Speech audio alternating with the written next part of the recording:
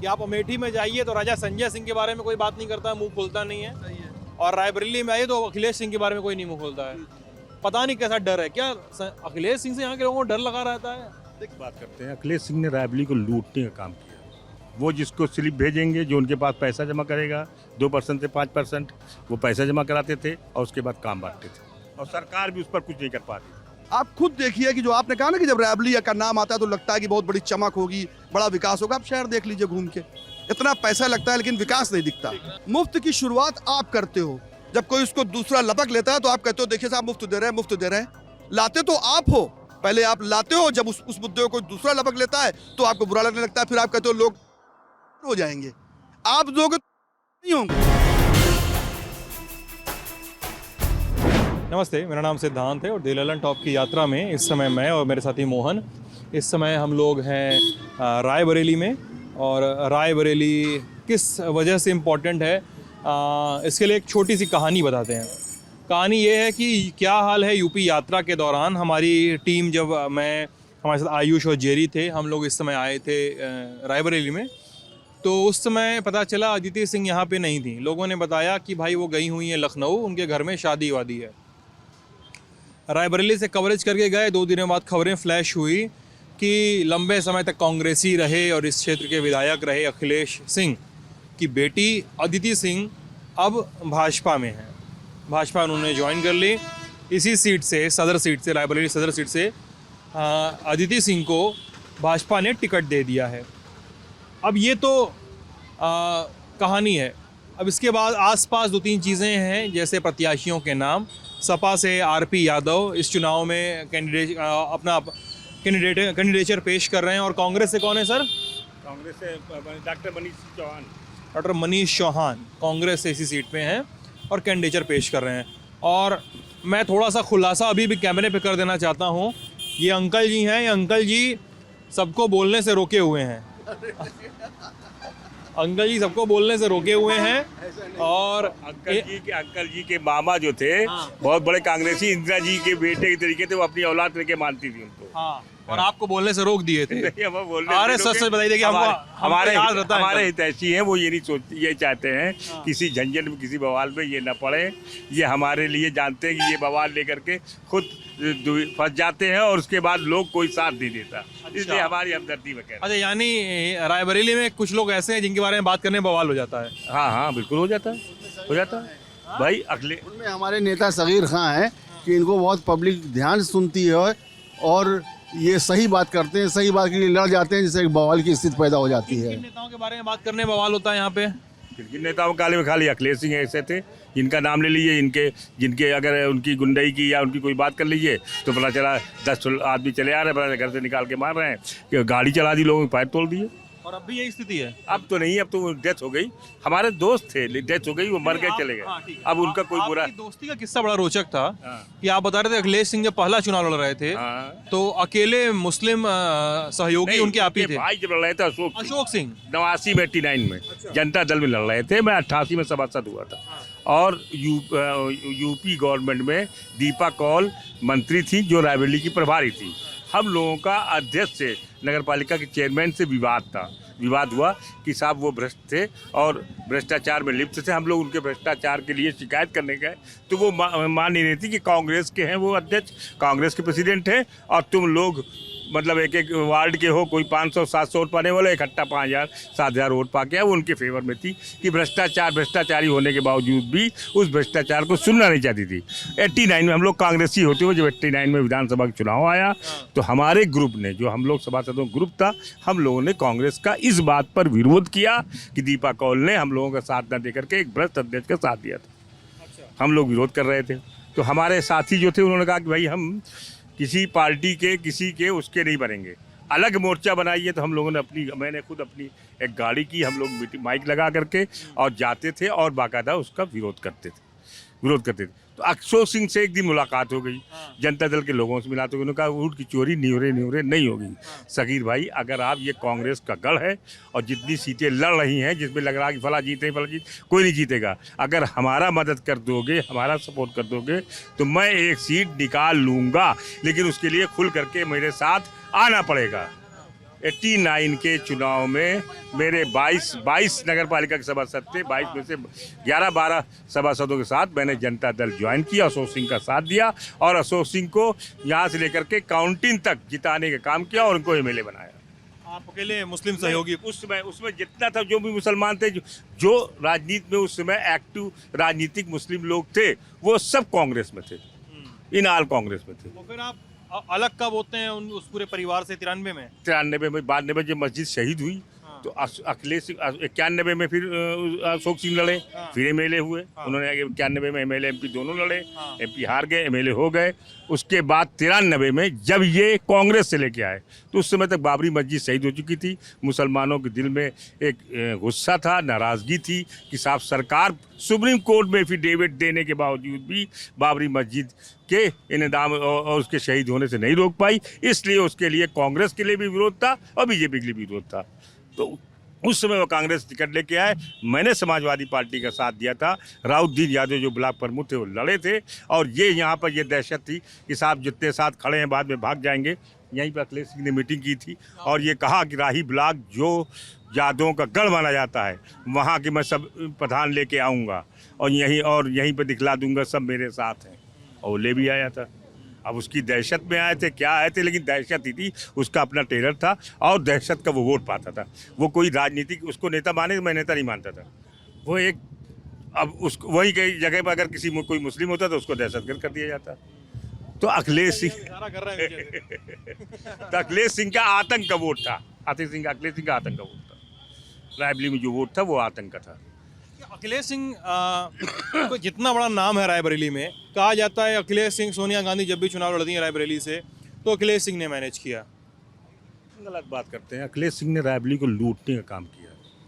PWD, irrigation सबके tender रुकवा लेते थे। वो जिसको स्लिप भेजेंगे, जो उनके पास पैसा जमा करेगा 2% से 5%, वो पैसा जमा कराते थे और उसके बाद काम बांटते थे, वो काम देते थे। ये टेरर था अखिलेश सिंह, ये दहशत थी और सरकार भी उस पर कुछ नहीं कर पाती थी। तो रायबरेली का मुसलमान जो है, रायबरेली का मुसलमान कब से कांग्रेस छोड़कर सपा में शिफ्ट हुआ? क्या अखिलेश सिंह तो विधायक चुने ही जाते थे लंबे समय तक। अखिलेश सिंह के बाद अदिति सिंह खुद भी विधायक चुनी गई 17 में, कांग्रेस के टिकट पे चुनी गई। तो मतलब मुस्लिम समुदाय का वोट मिल रहा होगा। उनको कांग्रेस में डाला और कांग्रेस ने उनको सम्मान किया। उनको ये अखिलेश सिंह को नहीं लिया। अखिलेश सिंह ने पूरी एड़ी चोरी जोर लगाया, कांग्रेस छोड़ के दूसरी पार्टी में नहीं गए, कांग्रेस को तोड़ा और फिर एक संगठन बनाया। संगठन बना के वो मायावती की उसमें जाकर के सरकार बनाने का कार्य कर रहे थे, लेकिन मायावती ने उनके साथ गेम खेला, उनके सारे आदमियों को मंत्री बना दिया, इन्हीं को नहीं बनाया। कहा कि साहब ये गुंडा है या बदमाश है, इसलिए नहीं बनाया और उनके साथ धोखा हुआ। मायावती ने ये कहा के रोक दिया। मायावती तो इनके घर के दरवाजे खुलवा दिए थे। मायावती, हाँ ये सुना है मैंने, क्या हुआ था, कोई बता देगा डिटेल में? घर के इनको ज्यादा जानकारी बताएंगे। नहीं, उन्होंने इनको जो पार्टी बनाई थी उसका नाम था ABCD, अखिल भारतीय कांग्रेस दल। ABCD बड़ा अजीब सा एक्रोनिम है। अच्छा, उसका चुनाव लड़ा था, कांग्रेस के विरोध में उस पार्टी बना के लड़े थे। उसमें चुनाव जीते, उसके बाद पीस पार्टी में गए। पीस अयूब वाली, डॉक्टर अयूब के गए और पीस पार्टी को भी पी गए। जेल से लड़े थे। और मायावती गेट कब उखड़वाई? उसी दरमियान जब मायावती सरकार थी, मायावती ने इनको, ये भाग गए थे, फरार हो गए थे, इन्होंने सीओ के ऊपर गोली चलवा दी थी। उसके बाद इनके वहाँ लखनऊ के दरवाजे सब जो 82 था सारी कार्रवाई करवाई, ये फरार थे काफी। अच्छा, आप लोग भी रायबरेली के लोकली लोग हैं। मैं तीसरी चौथी बार रायबरेली आ रहा हूँ। अभी अंकल जी लोग को बता रहे थे, आप लोग शायद बाद में जुड़े बातचीत से। और ये बहुत आम है कि आप अमेठी में जाइए तो राजा संजय सिंह के बारे में कोई बात नहीं करता है, मुंह खोलता नहीं है। सही है। और रायबरेली में आइए तो अखिलेश सिंह के बारे में कोई नहीं मुंह खोलता है। पता नहीं कैसा डर है, क्या अखिलेश सिंह से यहाँ के लोगों को डर लगा रहता है? देखिए, वो जो बात थी पहले कि अखिलेश सिंह का 2 तरह का वोट था, ये जो अभी हमारे चेतन बताया कि वो डर का वोट था, वो बिल्कुल 100% सही बात है कि उनके पास बहुत ताकत थी। वो अपने आप को कहते भी थे, कई उनके वीडियो वायरल हुए हैं, लेकिन अब उनका अध्याय समाप्त हो चुका है। आपने देखा होगा अभी 1 हफ्ते पहले अमर उजाला में एक पेपर में एक न्यूज़ छपी थी माई सिटी के फ्रंट पेज पे कि रायबरेली का रिंग रोड प्रोजेक्ट जो है वो रंगदारी की भेंट चढ़ा। 255 करोड़ रुपए का प्रोजेक्ट था, जिसमें 155 करोड़ का पेमेंट हो चुका है और काम अभी पूरा नहीं हुआ क्योंकि 2 कंपनियां आई और दोनों रंगदारी के कारण भाग गई। कौन मांग रहा है?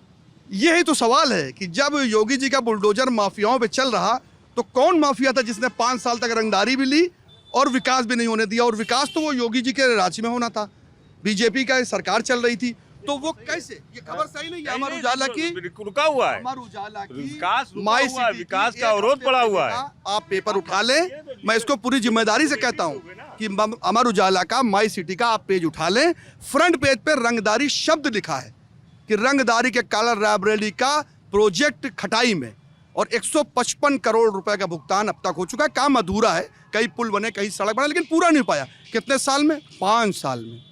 तो ये विकास था। तो ये वाला वोट। आपका नाम सर? मैं मेरा नाम फकरुल खान है। फखरू खान जी, ये बताइए कि मेरे लिए, मैं पत्रकार हूँ, जी हाँ, जी मैं आपको बहुत देखता हूँ। मैं 2 दूनी 4 समझता जी हाँ, हूँ, जी, बिल्कुल। ठीक है, मैं 2 दूनी 4 समझता हूँ। और मैं बिटवीन, एक बात मैं बीच में काट के कह रहा हूँ, जब योगी जी हमारे कह रहे हैं गुंडे सब जेल में हैं, माफिया, जब उन पर जो है बुलडोजर चल रहा, तो योगी जी को ये समझ में नहीं आ रहा कि रायबरेली का ये इतना बड़ा प्रोजेक्ट किस रंगदारी में रुका हुआ है, कहाँ पे था? कहीं ना कहीं उनके अपने ही लोग हैं, कहीं ना कहीं से। मेरी बातचीत ये होगी अगर कभी किसी भाजपा के बड़े नेता से या मंत्री से, तो मैं पूछूंगा। लेकिन मेरा एक सवाल यहाँ पे ये है कि मैं 2 दूनी 4 भी समझता हूँ, मैं कोशिश करता हूँ कि बिटवीन द लाइन्स भी पढ़ सकूँ। तो मेरा ये सवाल है कि क्या रंगदारी का रैकेट अगर चल रहा है रायबरेली में, एक बड़ा रैकेट चल रहा है जिसकी वजह से काम रुका हुआ है और किसी अखबार में खबर छप जा रही है, तो कौन है उसके पीछे? देखिए, अभी कुछ दिन पहले तक जो भी रंगदारी का काम था, वो इस तरह की बात कभी पेपर में नहीं आती थी। एक माहौल बनता था। ये बात सही है, कोई पर्टिकुलर रायबरेली में कह सकता कि मुझसे पैसा मांगा गया, और ये माहौल प्रदेश के हर जिले में होता होगा। हम तो रायबरेली के विकास के मुद्दे पर एक बात आपसे कही कि जो इतना बड़ा ज़रूरी था, उससे क्या होता है कि मोटल चौराहे पर कई बार स्कूटी से जो हमारी महिलाएं बहनें जो टीचरी करने जाती, शिक्षिकाएं पढ़ाने जाती हैं, कई लोगों की जान गई, क्योंकि वो बड़े वाहन निकलते हैं तो वो टकराव होता है, तो उसमें लोगों की जान चली जाती है। अगर वो प्रोजेक्ट पूरा होता, ये जनहित की बात है, किसी विधायक के लिए, किसी पार्टी की बात नहीं कर रहा हूँ। आपने कहा रायबरेली की बात करनी है, तो ये रायबरेली की बात है कि अगर वो बाईपास बन जाता, 5 साल बहुत होते हैं। बाहर रायबरेली में हाँ, बाहर वो का बाहर जाएगा। नहीं, रायबरेली में बाहर का आदमी रंगदारी मांग रहा था, रायबरेली के अंदर का आदमी मांग रहा जाहिर सी बात है। कमजोर थोड़ा है रायबरेली, कौन मांगेगा भाई? वही मांगेगा जो विधायक होगा, जो जहाँ का होगा, जिसके अंदर होगा। सीधी सी बात है। उस पे विधायक को भी देखना चाहिए। अब इसका कोई सबूत मांगे, कोई प्रूफ मांगे, तो प्रूफ तो रंगदारी देने वाला वो भी नहीं बोलेगा, क्योंकि उसको डर है कि हम यहाँ मार दिए जाएंगे। सीधी है ना। हमारी विधानसभा से आप लेके जा रहे हो, अब इतने करोड़ लेके जा रहे हो, हमको दीजिए। अखिलेश सिंह के बारे में, अखिलेश सिंह क्या हुआ? अरे ले लेंगे यार, तुम उंगली दिखा रहे हो, इनसे ले लीजिए, ले लेंगे गुरु। अखिलेश सिंह को देखिए। नहीं, एक सिंह, मेरा सवाल ये है कि अखिलेश सिंह पे किस किस तरह के केसेस दर्ज थे, या कि क्या क्या कहानियां चली हैं उनके बारे में शहर में? किसी को पता है? आप लोगों को पता? ऐसा है कि जो अखिलेश सिंह पे केस दर्ज थे, वो जो भी केस थे वो सब न्यायालय में थे। बाद में जब वो एक हत्याकांड में जेल में गए, तो उसमें बहुत से मुकदमे उनके फाइनल हो गए। तो वो तो बहुत सी चीज़ें ऐसी होती कि हर आदमी ये कह सकता है कि भाई जो भी आरोप है वो राजनीति से प्रेरित हैं। बहुत से मुकदमे हैं, रायबरेली के पुराने बाशिंदे हैं, कई यहाँ पे मर्डर हुए, कई चीज़ें हुई। उसमें जो है वो इकबाल रजा हैदर शाह का मर्डर हुआ, खुद ठाकुर धुन्नी सिंह का मर्डर हुआ, उसके बाद पुत्तन ओझा का मर्डर हुआ, उसके बाद मंगल पांडे का मर्डर हुआ, राकेश पांडे हत्याकांड हुआ। इस तरह तो बहुत से मर्डर हैं, उसमें कोई किसी में दोषी, कोई किसी में दोषी है। जो राजनीति, जो आदित्य सिंह को जो रायबरेली की जनता ने सब तरफ से वोट दिया था, वो वोट जो है वो केवल उनके परिवार का नहीं था, वो वोट कांग्रेस का भी था, सपा का भी था। आपकी जानकारी के लिए बता दूं, उस समय सपा ने कैंडिडेट नहीं दिया था, शाहबाज खड़े हुए थे, वो था ना कांग्रेस का और सपा गठबंधन था। तो वो वोट जो उनको एक यूपी को ये 7 पसंद है का नारा चलता था, उसमें हम लोगों का सबका वोट था। हम लोगों ने, विधायक जी का एक नारा भी था उस समय कि मेरी तबीयत खराब है और हो सकता है कि मेरा अंतिम चुनाव हो मेरी बेटी का, आप लोग उनको जिताइए, क्योंकि मेरा अंतिम चुनाव, उनकी तबीयत बहुत खराब थी। और जाहिर सी बात है, जो 35 साल से विधायक हो, उससे बहुत से लोग विरोधी होते हैं, तो बहुत से लोग उसके समर्थक भी होते हैं। ऐसा नहीं है कि बहुत से लोग अगर समर्थक ना होते तो मुस्लिम वो परसेंटेज, उनको 60% वोट पोल होता था अखिलेश सिंह को, तो वो कहीं ना कहीं पोल होता था, लोग उनके समर्थक थे। ये जो भाजपा में जाने से मुस्लिम वर्ग को बिल्कुल धोखा लग रहा है कि भाई ये तो हमारे साथ जिसे धोखा होगा कि हमने आपको कांग्रेस से जीता। मैं यहाँ पे टोकूंगा आपको। आप कह रहे हैं अगर मुस्लिम वर्ग को धोखा लग रहा है, कोई भी आप आसपास में जो भी खड़ा है वो भी बोल सकता है, ऐसा नहीं कि मंच किसी एक का है। अगर आपको लग रहा है कि रायबरेली को मुसलमानों के साथ धोखा हुआ है कि अदिति सिंह भाजपा में चली गई, तो क्या अदिति सिंह के भाजपा में जाने के पहले तक रायबरेली का मुसलमान अदिति सिंह और अखिलेश सिंह के साथ खड़ा था? अगर नहीं खड़ा था तो फिर वो 35 साल से विधायक कैसे थे? ऐसा तो है नहीं कि पोलिंग में 89 में भाई ऐसा तो- उनको उनके भाई को हाँ, बनाया 60% वोट। इसलिए उस समय उनकी स्थिति उस समय स्थिति ये थी कि मुस्लिम सपोर्ट न करता तो ये जीत नहीं रहते 2,500-3,000। और एक बहुत बहुत पते की बात है, राजनीति की उनकी एक नज़र तहती थी, जहाँ पे आलोचना है वहाँ पे उनका सम्मान भी है। अब वो हमारे बीच में नहीं है। जब राजनाथ सिंह की गवर्नमेंट थी तो उनको मंत्री बनने का सीधा ऑफर था भाजपा में, लेकिन उन्होंने मंत्री पद नहीं दिया। उन्होंने अपनी स्पीच से कई बार कहा भी कि मैं मंत्री पद भाजपा का ठुकरा दूंगा, ठुकरा देता हूं, क्योंकि मुझे जनता में रहना है और मैं जनता से जीतता हूं। और यह पोलिंग उठा के देख लीजिए, 60% वोट 55। वो ये बात अलग है कि बहुत से लोग कह सकते हैं कि भाई दबाव का वोट था, डर का वोट था, लेकिन पूरी जनता किसी को दबाव डर से वोट नहीं देती है। बहुत से लोग उसमें समर्थक हो। जब आप 60% पोल पा रहे हैं तो इसका मतलब आप कहीं प्रसिद्ध भी हैं। लेकिन वो चीज़, अब आप ये सड़क देखिए, ये सड़क पिछले 4 साल से चलने लायक नहीं है और ये सड़क नगर पालिका के अधीन है। और नगर पालिका किसके अधीन है? कांग्रेस के वो अध्यक्ष अपने को कहलाते हैं। चेयरमैन कौन है? जी, चेयरमैन कांग्रेस के हैं। कांग्रेस से हैं। हाँ, तो अब वो कांग्रेसी हो गए, जबकि अदिति सिंह कांग्रेसी थे तो वो भी कांग्रेसी थे। लेकिन इस सड़क को नहीं बनने दिया गया। क्या सड़क हिंदू मुसलमान हो जाती है? सड़क तो हिंदू मुसलमान नहीं हो सकती है। सड़क पे तो सब, ये अलग बात है कि इस वार्ड में कि यहाँ मुस्लिम बहुल है, लेकिन आगे रावण का मेला लगता है, कम से कम 20,000 आदमी इसी सड़क से रावण दहन देखने जाता है। आगे प्रसिद्ध मंदिर हैं। तो ये तो सोचना चाहिए कि जनहित के काम में धर्म को बीच में लाना कि नहीं, वो सड़क नहीं बनेगी। अब पता चला कि उसका टेंडर हुआ है जो चुनाव की वजह से रुका हुआ है। जब चुनाव आ गए और समझिए कि सरकार खत्म हो रही है, तब ये अभी काम होगा, ये बताया गया है। बनने के 2.5 साल बाद हम बता दें, ये जो आप पूछ रहे हैं, जैसे 30 साल का उनका रास्ता कार्यकाल रहा अखिलेश सिंह का, ठीक है। अब वो मर गए। हर आदमी का एक समय होता, वक्त होता, वक्त बदल गया है, ठीक। अब वक्त बदल गया है, जनता बदल गई है। यहाँ आप ये पूछिए कि भाजपा और सपा और कांग्रेस, यहाँ मुद्दे ये पूछिए कि विकास कितना हुआ है, क्या हुआ है, क्या नहीं हुआ आदित्य सिंह के ज़माने में, बता रहा हूँ। वो तो हम सब पूछेंगे सर। हम तो ऐसा थोड़े है कि हम तो A to Z पूछने आते हैं। हम लोग A to Z पूछ के जाते हैं। कोशिश रहती है सारी चीज़ पर जवाब ले सकें। आदित्य सिंह ने 2.5 साल एमएलए बनने के बाद जब उनका मन बना कि हमें बीजेपी में जाना है, तो उन्होंने बीजेपी के जो है उस पर काम करना शुरू कर दिया। मुस्लिमों को इनवाइट करना, मुस्लिम इलाके को इनवाइट करना, यहाँ तक कि कोरोना काल में उन्होंने जो राहत सामग्री भी दी, अगर कोई मुस्लिम महिला, जैसा मुझे सुनने में मैंने देखा नहीं कि उसको भगा दिया, उनका नहीं जाइए। तो उनका मन उसी समय से हो गया कि हमें अब केवल भाजपा के एजेंडे पर और भाजपा के ही मानने वाले लोगों के लिए काम करना है। और ये रोड उसका जो है जीता जागता उदाहरण है। ये रोड नहीं है, शहर के मुस्लिम इलाके की बहुत सड़कें हैं। आप देखिए, उन्होंने जानबूझ करके उस क्षेत्र में विकास न कराने की मन बना लिया। अच्छा, एक चीज़ मैं जानना चाहता हूँ, अदिति सिंह को और इसके से अलग की विकास कितना हुआ, ये भी बात होती है। हालांकि ये लोकसभा का चुनाव नहीं है, लेकिन आपकी सांसद सोनिया गांधी हैं। और मैं कई लोगों से मिलता हूँ ना, तो वो बोलते हैं कि यार हम लोग को लगता था कि अमेठी जाएंगे और रायबरेली जाएंगे, इतनी प्राइम लोकसभा सीटें हैं, तो यार वो क्या होगा, हाँ क्या चीज़ होगी। आप देखिए, पूरे प्रदेश में अंडरग्राउंड तारों का प्रोजेक्ट चल रहा है। आप ये देखिए, ये अब ये देख लीजिए, ये प्रदेश में बात हो रही है ना कि तारें अंडरग्राउंड की जाएंगी। क्या रायबरेली जैसी प्राइम कॉन्स्टिट्यूएंसी सोनिया गांधी जिम्मेदार हैं कि नहीं है? और सोनिया गांधी ने संसदीय फंड से कितना काम कराया, एक बतौर सांसद कितना काम कराया यहाँ पे, ये सब भी सवाल उठना चाहिए। सरकार ने क्या काम कराया ये तो दिख रहा है सामने। तो क्या रायबरेली में गाड़ी वहीं की वहीं अटकी हुई है? सांसद हाई हॉटस्पॉट सांसद होने के बावजूद और अच्छे अच्छे नामों के विधायक होने के बावजूद क्या रायबरेली की गाड़ी वहीं की वहीं रुकी हुई है? बिल्कुल नहीं रुकी। यहाँ बिजली जो आप तार की बात कर रहे हैं, जब सोनिया गांधी सांसद बनी है, इन्होंने ग्रिड कारपोरेशन के करोड़ों अरबों रुपए दिलवाए थे। अब ग्रिड कारपोरेशन जो काम देखने वाले हैं, जो मैनेजमेंट है, सोनिया गांधी जो मैनेजमेंट था, उन लोगों ने किस तरह से काम किया कि उन्होंने ये तार तो बदलवा दिए, जहाँ पुराने तार थे जोड़े तार पड़े हुए थे, ट्रांसफार्मर नहीं थे ट्रांसफार्मर लगे, बिजली के तार लगे। अब अंडरग्राउंड नहीं हुआ, वो बात अलग हुई, लेकिन करोड़ों रुपए अरबों रुपए दिलवाए। सोनिया गांधी ने रेल कोच फैक्ट्री कारखाना, सोनिया गांधी देश की वो नेता थी जो उनका प्राइम मिनिस्टर बना के, राष्ट्रपति बना के बैठा रही थी। उन्होंने बड़े बड़े प्रोजेक्ट छोटे अब आप कहिए नाली बनवा ले, नाली बनवाने को तो वो भी काम भी देखते थे, लेकिन वो बड़े प्रोजेक्ट उन्होंने दिए रायबरेली को। रायबरेली के बड़े विकास की बातें करने के लिए की है। ये जो समाजवादी पार्टी जब सरकार थी 2012 से 2017, तो उस समय जो है वो चेयरमैन थे हाजी मोहम्मद इलियास, समाजवादी पार्टी के महासचिव भी थे और वो पहली बार चेयरमैन बने थे।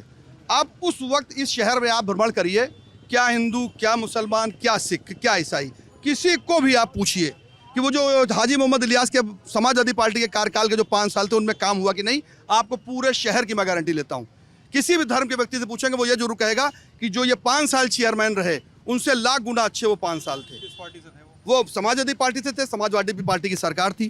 कांग्रेस की जब यहाँ पे कांग्रेस ने बड़े बड़े प्रोजेक्ट दिए, कांग्रेस की जो है दुर्भाग्य से प्रदेश में सरकार नहीं रही।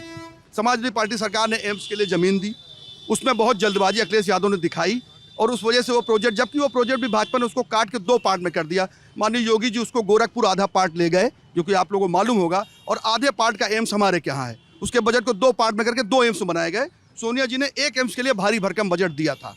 तो इस तरह की चीज़ें हैं कि जो रायबरेली का विकास रुका है वो प्रदेश सरकार, जब उनके संबंध अच्छे होते हैं तो विकास हो जाता है, और वो लगातार कांग्रेस के प्रदेश में बाहर रहने से, प्रदेश की सत्ता से वो काम हमारा विकास रुका हुआ। और रही रायबरेली में विकास, आप खुद देखिए कि जो आपने कहा ना कि जब रायबरेली का नाम आता है तो लगता है कि बहुत बड़ी चमक होगी, बड़ा विकास होगा। आप शहर देख लीजिए घूम के, इतना पैसा लगता है लेकिन विकास नहीं दिखता। मेरा मानना है कि हमारी सांसद जी सोनिया गांधी 10 साल उनकी हुकूमत थी यूपीए की, ठीक।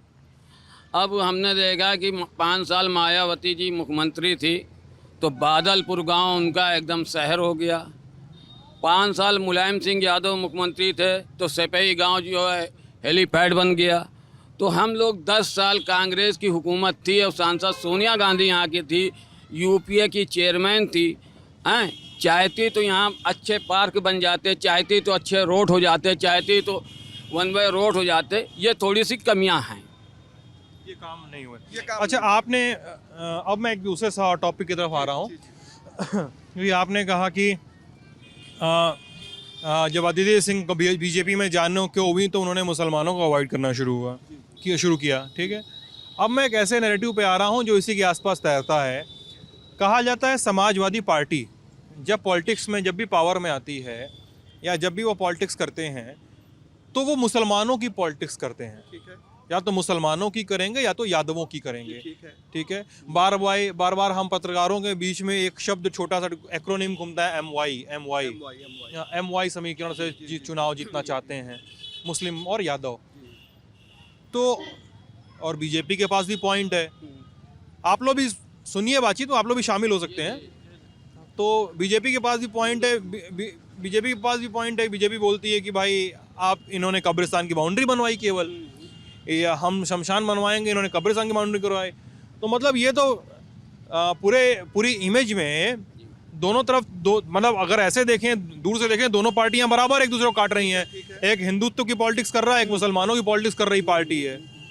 तो क्या समाजवादी पार्टी की सरकार सिर्फ मुसलमानों के लिए करती रही? मुसलमान समुदाय ये बताए, या मुसलमान समुदाय को भी, मुस्लिम समुदाय को भी, या खासकर रायबरेली मुसलमानों की बात करें तो क्या रायबरेली मुसलमानों को भी क्या कोई समाजवादी पार्टी से कोई शिकायत कभी रही है कि वो उनको एक होल सोल अपने लिए काम करने वाली सरकार के रूप में देखते हैं? रायबरेली का जो आपने कहा कि वो समाजवादी पार्टी जब सत्ता में आती है तो मुस्लिम के लिए बहुत करती है। मैंने नहीं कहा सर, मैं ये आरोप लगता है और यादव के लिए, है ना।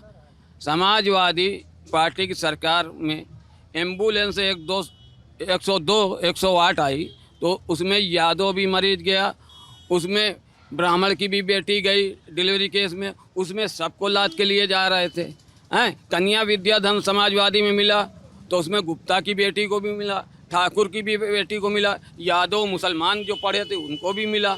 जो भी विकास काम किया है समाजवादी ने सबके लिए किया है। ये तो एक छलन होता है कि मुसलमानों के लिए। अरे भाजपा जो है मुसलमानों कह रही, दे 20 टिकट मुसलमानों को, हम भाजपा को वोट देंगे। दिया 1 टिकट मुसलमानों को? नहीं दिया। केवल नफरत की राजनीति करती है, और जो विकास की राजनीति करती है उसको मुसलमानों को। जब देश में चुनाव आते हैं, चाहे प्रदेश में हो, चाहे वो नरेंद्र मोदी हो, चाहे अमित शाह हो जो गृह मंत्री है, चाहे योगी जी हो, इनको चुनाव के वक्त ही क्यों हिंदू मुसलमान, मैं आपको बताने जा रहा हूँ, हिंदू मुसलमान, कब्रिस्तान, जिन्ना, पाकिस्तान, चीन, दंगा, आतंकवादी, ये शब्द ये हटा दें, इसके बाद में ये विकास की बात करें। विकास की बात कोई नहीं करता है, गरीबों की बात कोई नहीं करता है। ये सिर्फ ये कहते हैं कि समाजवादी ने इस आतंकवादी इसको वोट दिया, टिकट दिया, कोई उनको किया। मैं पूछना चाहता हूँ, धनंजय सिंह कौन है? कौन है धनंजय सिंह? इनके लिस्ट उठा के देख लीजिए जाए, इन्होंने कितने माफियाओं को टिकट दिया है। अपनी बात नहीं करते हैं, विकास की बात नहीं करते, गरीबों की बात नहीं करते हैं। अब मैं कहता हूं कि आप रायबरेली में खड़े हैं, आप रायबरेली की एक सड़क देखिए कि विकास नाम का कोई चीज़ है ही नहीं, विकास हुआ ही नहीं। मेरी बात फिर से आती है, मेरी बात फिर से आए, मैं सवाल शायद अपना सही से नहीं रख सका। मैं ये फिर से पूछना चाह रहा हूँ कि क्या मुझे रायबरेली के मुसलमान बताएं कि क्या समाजवादी पार्टी सरकार एकदम फुल प्रूफ थी, उसमें कोई दाग नहीं था? क्या समाजवादी पार्टी में इतना दाग नहीं था तो समाजवादी पार्टी इतनी फुल प्रूफ थी तो 17 में सत्ता से वापस क्यों चली गई, बाहर क्यों चली गई? समाजवादी पार्टी सत्ता से इसलिए वापस चली गई कि एक राष्ट्रवाद की, एक हिंदुत्व की एक हवा चलाई गई।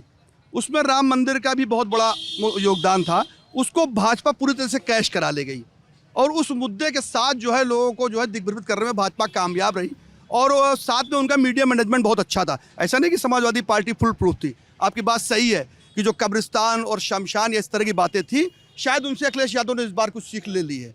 आप देखिए कि अब की जो फोकस है वो जात पे नहीं है, अब की जो फोकस है वो जिताऊ कैंडिडेट पे है। नहीं तो अगर अखिलेश यादव पिछली बार 150 मुसलमानों को टिकट देते थे तो यही भाजपा वाले अपनी मीडिया के दम पर ये कराते थे कि देखिए साहब पाकिस्तान की विधानसभा बनाने जा रहे हैं। लेकिन अब की जो उन्होंने गठबंधन किया, छोटे दलों से किया और अपने बराबर वालों से किया और हर जगह इस बात का ध्यान रखा कि कौन कहाँ से जीत रहा है, उसको टिकट दिया। और आप देखिए अभी तक भाषणों में जवाब के तहत तो अखिलेश यादव ने कोई सांप्रदायिक बात शायद कह दी हो, लेकिन अपनी तरफ से किसी भाषण में किसी भी प्रकार का धार्मिक वाली बात उन्होंने नहीं कही। अगर योगी जी ने गर्मी कही तो बाद में उन्होंने उस गर्मी का जवाब दे दिया, लेकिन उन्होंने ध्यान रखा है, जो उन्होंने सीखा है। मुझे लगता है कि उन्होंने समाजवादी पार्टी ने इस चीज़ को सीखा है कि बेहतर मैनेजमेंट से भाजपा की रणनीति का जवाब बिना दिए एक नई लकीर खींचनी है, उस लकीर पे ही अपने को चलाना है। अगर हम भाजपा से लड़ेंगे तो जीत नहीं पाएंगे मीडिया में। निकाल देने वाले बयान में आप लोग क्या सोचते हैं? वो एक हमको योगी जी का एक स्टाइल है। जैसे अमित शाह जी आए थे कल तो उन्होंने कहा कि अब यूपी में कोई बाहुबली नहीं, सिर्फ बजरंग बली। तो बजरंग बली तो कांग्रेस और सपा का भी बेड़ा पार करा सकते हैं, केवल भाजपा का ठेका तो उनके पास है नहीं। तो ये तो चुनावी जुमले हैं। योगी जी ने उसको एक चुनाव जुमले में कहा था कि जाट एक जगह इकट्ठा हो जाए, वो जाटों ने उसको उल्टे वे में लिया कि शायद जाटों को कह रहे हैं। उसमें 2 करोड़ के लोगों जो कयास आ रहे हैं वो 10 मार्च को पता चल जाएंगे कि गर्मी के बयान से योगी जी को फायदा हुआ या योगी जी को नुकसान हुआ। लेकिन उसको हम लोग ये नहीं मानते कि वो योगी जी ने मुसलमानों को डराने के लिए, वो एक ये राजनीतिक जुमले होते हैं जो कुछ देर के लिए लाभ लेने के लिए कहे जाते हैं। तो वो उनकी स्टाइल है, वो कह सकते हैं, वो कहते रहते हैं इस तरह के। लेकिन भाजपा में कुछ लोग ऐसे भी हैं जो इस तरह के काम नहीं करते। राजनाथ सिंह है, उस तरह की भाषा नहीं बोलते। गडकरी जी इस तरह की भाषा नहीं बोलते। स्वर्गीय सुषमा स्वराज जी थी, इस तरह की भाषा नहीं बोलती थी। जेटली साहब थे, इस तरह की भाषा नहीं बोलते थे। तो बहुत से लोग हैं, अटल बिहारी वाजपेयी जी हैं, वो भी थे, उस तरह की भाषा नहीं बोलते थे।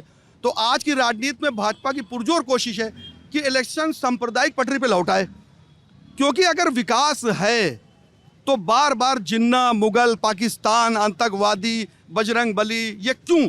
अगर विकास है, आपने विकास किया है तो लोगों को वोट देना चाहिए। साल की समस्या है, किसान रात भर जाग रहा था, आपके विधायक सो रहे थे, आपके विधायकों ने ऊपर बात पहुंचानी थी, तो फिर आज ये मुद्दा बड़ा ना बनता ना। तभी तो लोग कह रहे हैं कि समाजवादी पार्टी आएगी तो राहत मिलेगी। बात ये है, चीज़ें इलेक्शन के प्रभाव से की जाती हैं। आपने कहा मार्च तक राशन देंगे क्योंकि 10 मार्च को रिजल्ट आ जाएगा। अगर आपकी सरकार बन गई तो राशन बंद, तो फिर उस पर समाजवादी ने कहा कि पूरे कार्यकाल भर देंगे। मुफ्त की शुरुआत आप करते हो, जब कोई उसको दूसरा लपक लेता है तो आप कहते हो देखिए साहब मुफ्त दे रहे हैं। लाते तो आप हो, पहले आप लाते हो, जब उस मुद्दे को दूसरा लपक लेता है तो आपको बुरा लगने लगता है, फिर आप कहते हो लोग खोर हो जाएंगे। आप दोगे तो हरा नहीं होंगे। आप 6,000 रुपये किसान दे रहे हैं किलो, अगर राशन दे रही है भाजपा, 1 सेकंड, 10 किलो अगर राशन दे रही है तो 1 कुंटल साढ़ खा भी रहे हैं, खेत में 1 कुंटल साढ़ खा भी रहे हैं। सबसे बड़ी हमारे पास खेती नहीं ना, फिर भी मैं किसी गरीब का जो है दर्द जानता हूँ, किसान का। रात रात भर वो चौकीदारी कर रहा है अपने खेत के अंदर।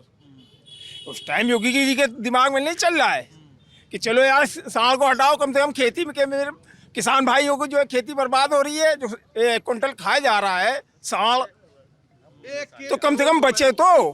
गौशाला हर ब्लॉक में बनाई गई। 5 साल के अंदर एक आदमी शादीशुदा लड़का मात्र 1.5 साल जो है अपनी औरत के साथ सोया होगा, वरना 3.5 साल चौकीदारी कर रहा है खेत के अंदर।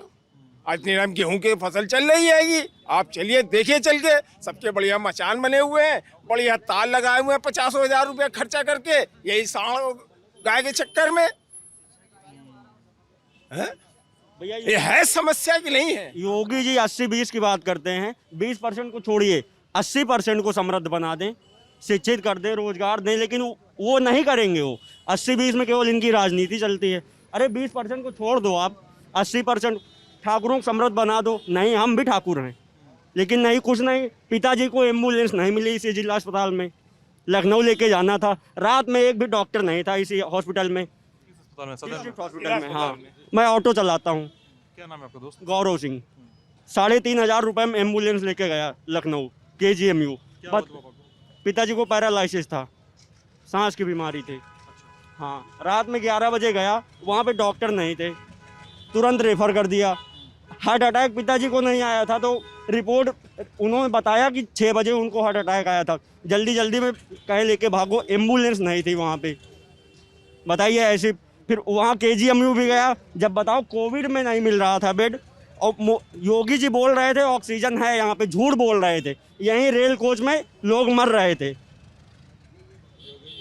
ऑक्सीजन नहीं मिल रही थी, लेकिन झूठ बोल रहे थे।